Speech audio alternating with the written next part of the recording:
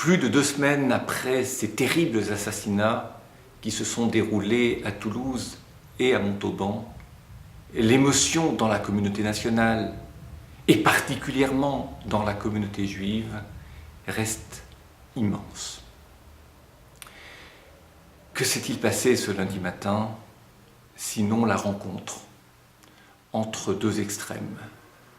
J'allais dire entre 2 visions du monde, si l'on peut qualifier la vision de l'assassin, vision du monde. D'un côté, l'assassin, le terroriste, un homme venu revendiquer le droit à tuer, à haïr, à détruire, au nom des prétendus nécessiteux vivant à Gaza ou ailleurs, les damnés de la terre. De l'autre, une école juive, où l'on éduque les enfants. Et nous n'oublions pas que l'une des vocations de l'institution Otsar Torah est d'accompagner aussi des enfants nécessiteux, des enfants issus de familles défavorisées, afin de leur donner ce qu'il y a de meilleur dans l'humain, le respect de l'autre, l'esprit de justice, la culture, la Torah. D'un côté, la haine au nom des nécessiteux, de l'autre, l'amour du prochain pour aider les nécessiteux. Je crois que se sont télescopées dans la cour de cette école 2 visions du monde, la mort, la vie, la malédiction, la bénédiction, le mal et le bien. Alors quelles sont les leçons que nous pouvons tirer de cette journée tragique que nous n'oublierons jamais, celle du 19 mars 2012 ? 2 choses peut-être. Il est vrai que, de manière presque unanime, la communauté nationale s'est montrée très solidaire des Juifs et des musulmans, dans le souci d'accompagner, d'aider, de respecter la douleur des familles. Et je repense aux propos, aux attitudes tellement dignes des familles juives, dans leur immense chagrin qui les dévore de partout.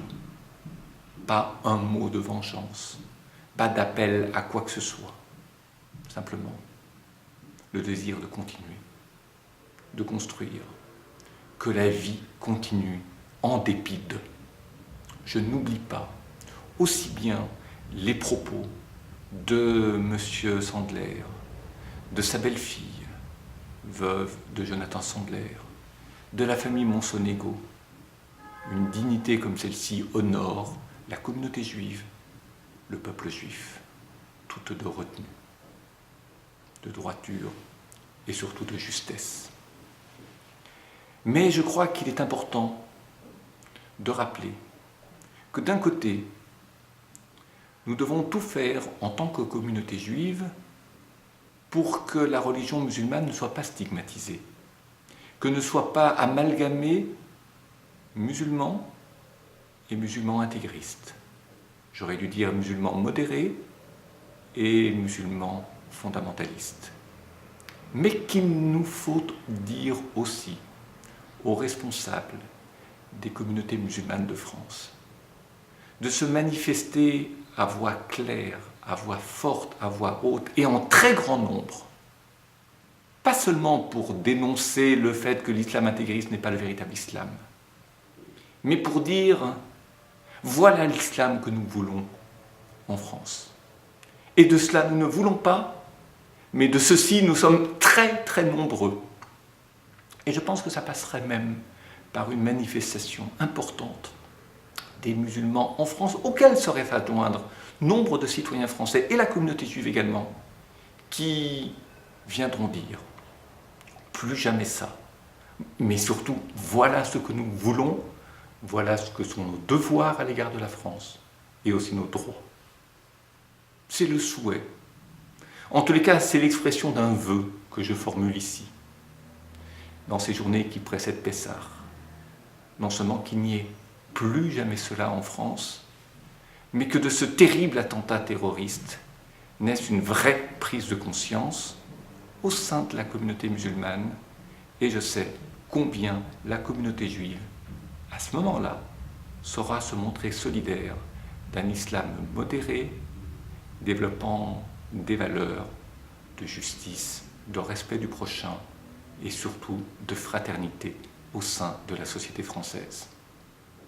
Alors, en ces quelques journées qui précèdent la fête de Pessah, que l'expression de ce vœu ne nous fasse pas oublier ceux qui sont dans le malheur, ceux qui sont dans le chagrin, et un chagrin qui les calcine, des familles détruites, des deuils tellement difficiles à accompagner, à vivre.